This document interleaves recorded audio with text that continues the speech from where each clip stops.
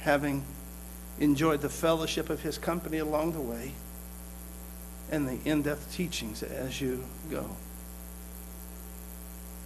He is a man who invites us to travel with him. Number two, secondly this morning, he's a man who is with us in the storms of life. He is a man who is with us in the storms of life. Notice verse 37.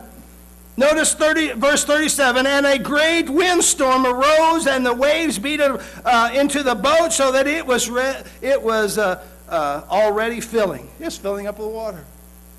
Understand something here. The Sea of Galilee storms often times did come unexpectedly. And I think it's still, if you're over there even yet today, it's still like that. If you're on the Sea of Galilee, a storm can come out of nowhere. And when it comes out of nowhere, they're usually a little bit on the fierce side. Oh. They would have known the fierceness of these storms.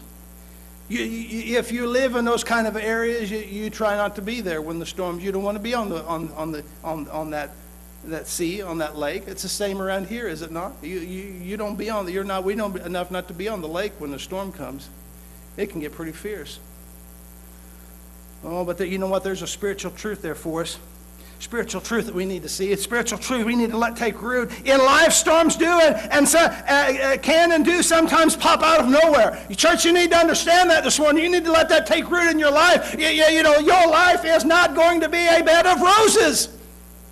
Just because, and we talked about this Sunday night, I think last week, just because Jesus is in your life doesn't mean everything's going to be easy. You need to learn to expect the storms of life, because they are going to come. The sooner you learn to expect them, the sooner you can learn to prepare for them, and the sooner you'll be ready when they do come and not overwhelmed. The disciples are overwhelmed here. They should not have been overwhelmed. They should not have been overwhelmed, but they were. They were. The storm in life, storms do and can pop up suddenly from nowhere. As adults, we know this to be true. We try our best to prepare. At least I think sometimes we do, and other times, to be honest, we don't prepare as much as we should. But sometimes I understand that's easier said than done.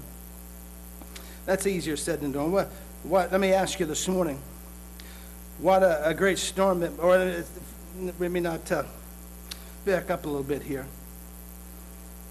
What a great storm it must have been. Let's think about that for a moment. What a great storm it must have been. Talks about the wind, the rolling thunder. Probably you can't have a bad rainstorm without thunder and lightning, can you not? Bad thunder and lightning.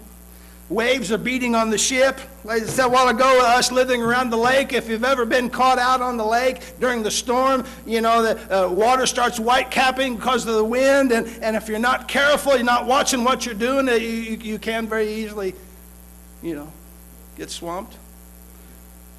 Yeah, we know that to be true. We know that to be true. How powerful and devastating upheavals of